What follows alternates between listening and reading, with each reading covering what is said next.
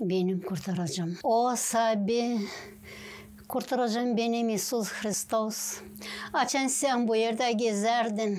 Senin o sevgili bakışın hepsi insanları sana çekerdi. Lafların da hastalar alıştırardı. Zavallar hepsi ardına giderdi. Ama bitkiden nasıl hepsi değişti.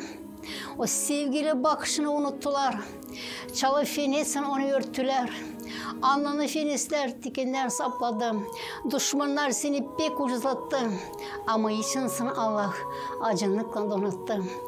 O sevgili yalpak bakış. Kim seni ucuzlattı? Gülme yaptı. Ağrısın yönünde yerde gökte şaştı. O İsus kim senin o sözüne tükürdü? O kadardan pek seni gücendirdi. Kim o yaşları senin gözlerinden döktü? Anglar secdildin kabatlı. Bütün günahları için onlar sende aktı. Açan seni hırsızlar yanlıştırdılar. Düverek Golgofa'ya götürdüler.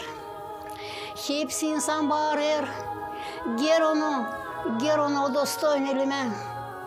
Ger onu. Kon yüzünü başka görmeyelim. Zırvalda der ana varmış Hristos. Ger onu.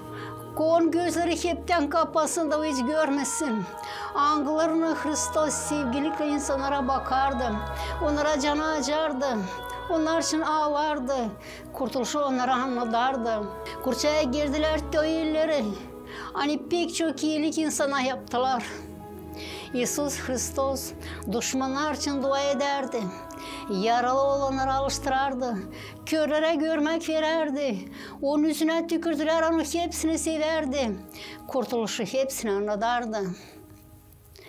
O Allah'ım, gücenme, öfkelenme bize. Yalvarırım acını pay et bize. Zira senin o sevgilini biz ne anlayabiliriz ne de yazabiliriz. Nasıl sen divet sevgilinin bizi hepsimizi sevdin. Biricik sevgilinin oğlunu bu yere yolladın. Hani ölsün dirisini bize de kurtulma getirsin. İsus Hristos, yalvarırım sana. Yardım et, ben bitkiden gideyim senin ardına. Senin lafına göre yaşayayım. Lazımsaydı o kurşun altında ben de öleyim.